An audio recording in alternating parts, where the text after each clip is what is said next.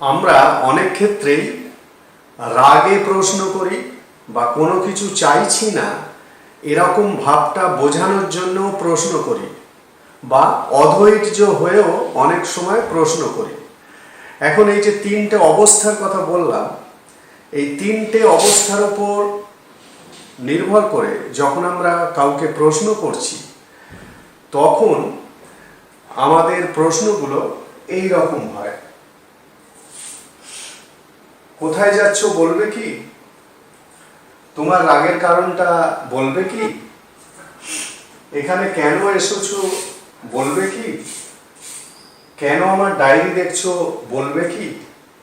মানে প্রত্যেকটা সেন্টেন্সের মধ্যে একটা, আমি যদি প্রশ্ন করি আমার একটা রাগ আছে, আমার একটা অধৈর্য আছে এবং আমার একটা না চাওয়ার প্রশ্ন আছে। মানে আমি এই ধরনের জিনিসটা চাইছি না যে তুমি কোথাও যাও, তুমি রেগে যাও, বা তুমি এখানে আসো, বা তুমি আমার ডায়েরি দেখো। এই রকম অ্যাকশনটা, এইরকম কাজটা আমি চাইছি না, এবং চাইছি না বলেই রাগে বা অধৈর্য হয়ে এই ধরনের প্রশ্নগুলো করছি। তাহলে এই ধরনের প্রশ্নের মধ্যে তিনটে জিনিস কিন্তু আছে। একটা হচ্ছে রাগ, নাম্বার 2 অধৈর্য, নাম্বার 3 না চাওয়া। যে প্রশ্নটা করছে সে চাইছে না, সে রেগে আছে এবং সে অধৈর্য। তাহলে এরকম অবস্থায় এই ধরনের সেন্টেন্সগুলোকে ইংলিশে কিভাবে বলবে? এখন মনে হতে পারে এগুলো ফিউচার, এগুলোকে দেখে মনে হচ্ছে ফিউচার টেন্সের মতন, এবং ফিউচারে এগুলোকে বলে দেওয়া যাবে, অর্থাৎ উইল বা শ্যাল ইউজ করে। যেহেতু প্রশ্নগুলো আমি করছি, কাকে না তোমাকে বা তোমাদেরকে, তাহলে উইল ইউজ করে সেন্টেন্সগুলো বলে দেওয়া যাবে। কিন্তু এখানে উইল ইউজ করা যাবে না। উইল দিয়ে আমরা সবসময় ডিরেক্ট প্রশ্ন করি, ঠিক আছে? এখানে কিন্তু প্রশ্নটা ডিরেক্ট করা হচ্ছে না, প্রশ্নটা আমরা পরোক্ষভাবে আমাদের রাগ প্রকাশ করছি। প্রশ্নটার মধ্যে দিয়ে আমরা আমাদের না চাওয়া, আমরা চাইছি না এরকম একটা জিনিস বলতে চাইছি, এবং আমাদের অধৈর্য এটাও প্রকাশ করতে চাইছি। তাহলে এরকম যদি সেন্টেন্সের অন্তর্নিহিত মিনিং হয় তখন সেখানে কি করতে হবে? আমাদের মাইট ইউজ করতে হবে, মাইট মডাল ভার্ব ইউজ করতে হবে, ঠিক আছে?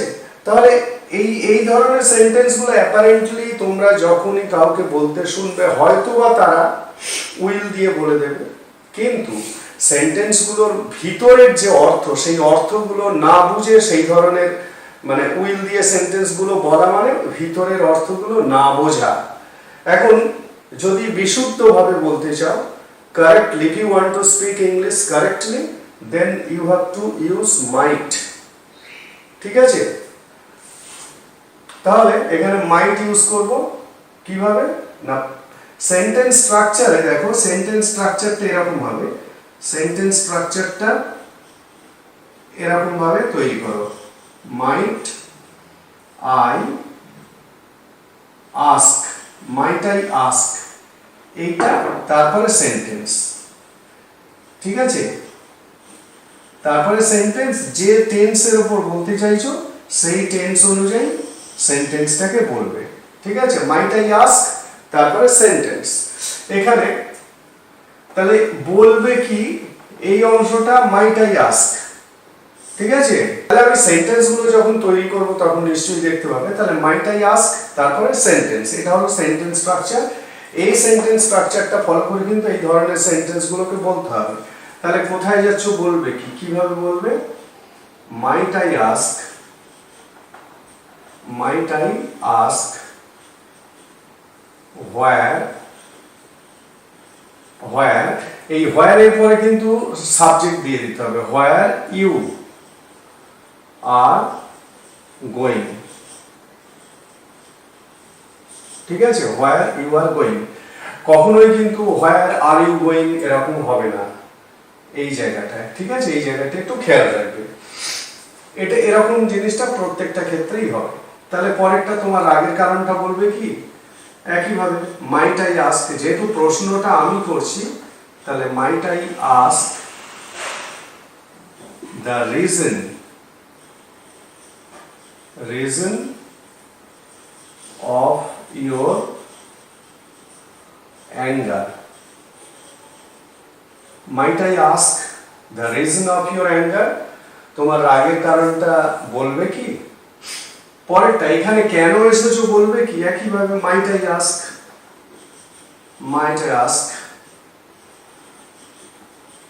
হোয়াই ইউ, সাবজেক্ট বসাতে হবে WH এর পরে, why you have come here. ঠিক আছে, might I ask why you have come here, এখানে কেন এসেছো বলবে কি? পরেরটা কেন আমার ডায়েরি দেখছো বলবে কি? তাহলে মাইট I ask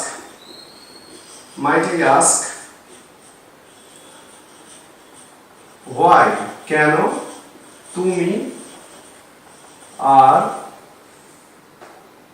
Singh my diary. ঠিক আছে, তাহলে প্রত্যেকটা সেন্টেন্সে যে বিষয়টা এখানে আছে সেই বিষয়টা আমি তোমাদের বললাম, সেই বিষয়টাকে মাথায় রেখে এই ধরনের সেন্টেন্স পেলে তখন কিন্তু এই স্ট্রাকচার অনুযায়ী বলবে, মাইট আই আস্ক তারপরে সেন্টেন্স।